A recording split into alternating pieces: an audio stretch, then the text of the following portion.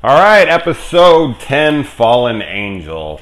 Man, I thought I was going to be much better than I am, but I'm still sick. This sucks, but whatever. So the colonel, or whatever the hell this guy is in this episode that's keeping everything hush-hush and telling Mulder to get lost, is Coach Schneider from Nightmare on Elm Street Part 2. I've always got to relate him to that, because I've seen him in 100 things, but I don't really care. He is always Schneider for me. Schneider's always got to stick up his ass. So the air traffic controller, radar technician, whatever the hell you want to call this lady, she sees that this dot on her screen is moving all around in crazy ways, and they tell her that she is to report it as a meteorite. And she's like, wait, what? So it's interesting to think that there's a chick who works in there who isn't already briefed on this protocol.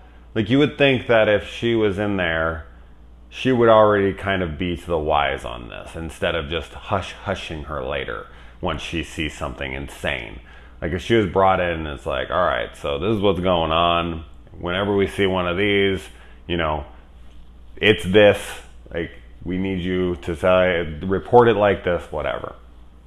Because you're thinking, like, eventually this is going to happen, right? So you're thinking, like, well, if you tell her, then you're admitting it's true. Well, you already did, except for you deceived her, and you're asking for her deception, which she doesn't want to do, clearly.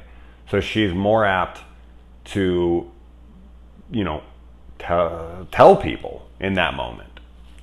That's my take on that anyways, but I don't work for this Black Ops mission, or whatever the hell, this shady government organization.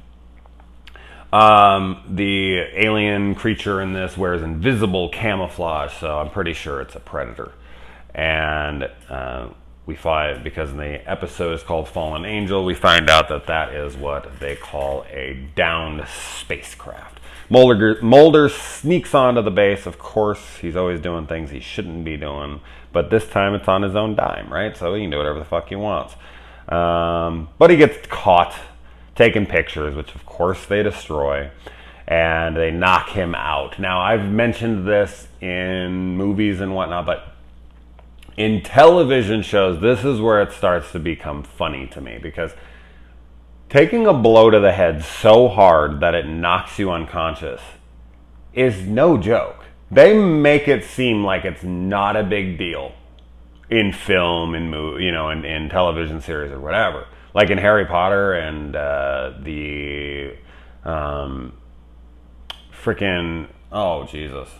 Chamber of Secrets, when Gilderoy Lockhart is down there with him, and he's gonna do the spell on him.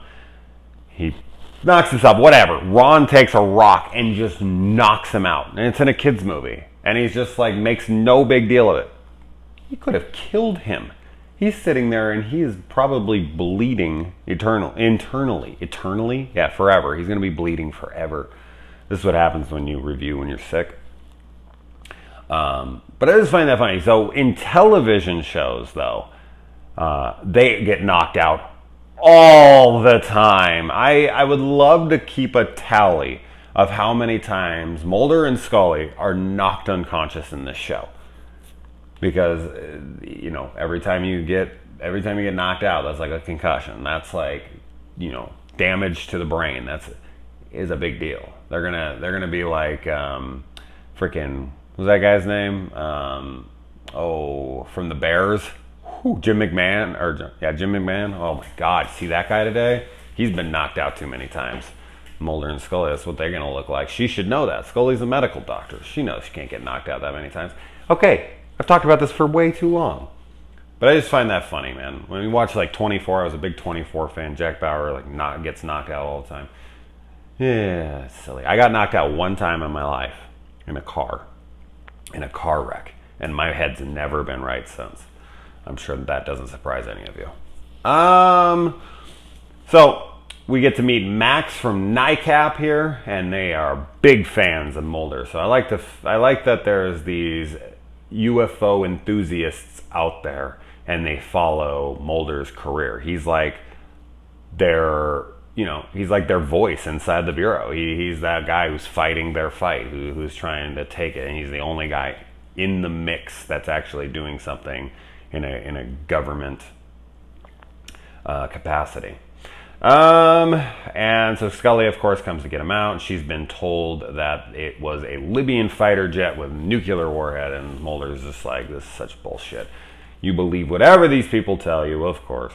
And the laser fence that Mulder has to, traverse, get over, whatever, and the alien ends up tripping. Could that thing be any more obvious? Like, at all? You don't need to actually have, in fact, I don't think you could, right? Like actual laser beams that could be seen by the naked eye that you could just walk through, like a red light that actually goes across. It would be like your garage door, right? Like there's there's a little light down there, a little laser kind of thing going on your garage door. I'm in a garage, so I'm looking at my little light over here. That's all you'd need. You just need the connector. Boom, boom, boom. As soon as that's tripped, boom, the garage door goes back up because it registered something tripping it. That's all you'd need. So it's so stupid. That's so stupid. And if, as I said, I don't know, are there beams like that could be seen by the naked eye? Why would they do that even if they could do it? They wouldn't want them to be seen, and we know we have the technology to make them invisible. So it's dumb. I guess it just tells people, like, if they're wandering in that direction, like, you're not supposed to go this way, right? So in case they missed the quarantine, it's like, warning, warning, if you pass this area. Putting way too much thought into things today. It's kind of in between two right now. And let's see, I screwed my notes up. I put them on both sides. And so the soldiers go after this alien, and the alien is able to emit such radiation that it burns all but 2 of them to death. And 2 of them are still in critical condition after Scully leaves. We find Max has a scar behind his ear and is all of a sudden having epileptic seizures again, which he hasn't had in over 7 years, if I remember correctly. I don't write everything down in my notes. I just kind of go off memory, and I didn't watch these today. I watched them last night. Of course, Mulder goes in by himself and sees Max levitating in the air, and then a bright light come, and then he disappears, and there's no trace of him in there, even though they're like tracking it by heat signatures, kind of like the Predator. And Scully's like, what the hell? How's that even possible? And then they come in, and of course, Scully's not there to see the proof. As always, it's always got to be Mulder, but he's the one that always runs in inopportune moments that everyone would usually be running in the opposite direction. But in a lot of these occurrences, like, Scully should be there with him, but she's just lagging behind because men are stronger and faster, right? Oh, shit. Blast me. So... yeah, they of course they arrest Mulder again, and so Mulder is up to be fired from the FBI. They have all the proof and all the they have all the reasons to fire him right there in front of them. They had it all. It was like sectioned and squared, and it was ready to go. And Deep Throat, who we find out is actually working for at some branch of the government high enough to override FBI firing, I don't know what the hell to call that. So he works high up in the government, and he tells them that you need to keep your friends close and your enemies closer. So that then starts to rouse suspicion about this Deep Throat character. Is he just saying that to that guy to cover, to keep up his cover because he's giving Mulder, and he wants Mulder to continue to be in the FBI? So he's telling him this, or is he keeping an eye on Mulder behind Mulder's back? He actually is part of all of this. Ooh, I know the answer, but It's good, it's deception. It makes you start going, is this guy who he says he is?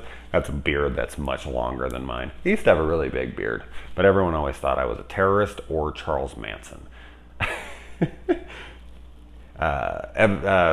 Information you didn't need, but typical. All right, let's move on to the next one.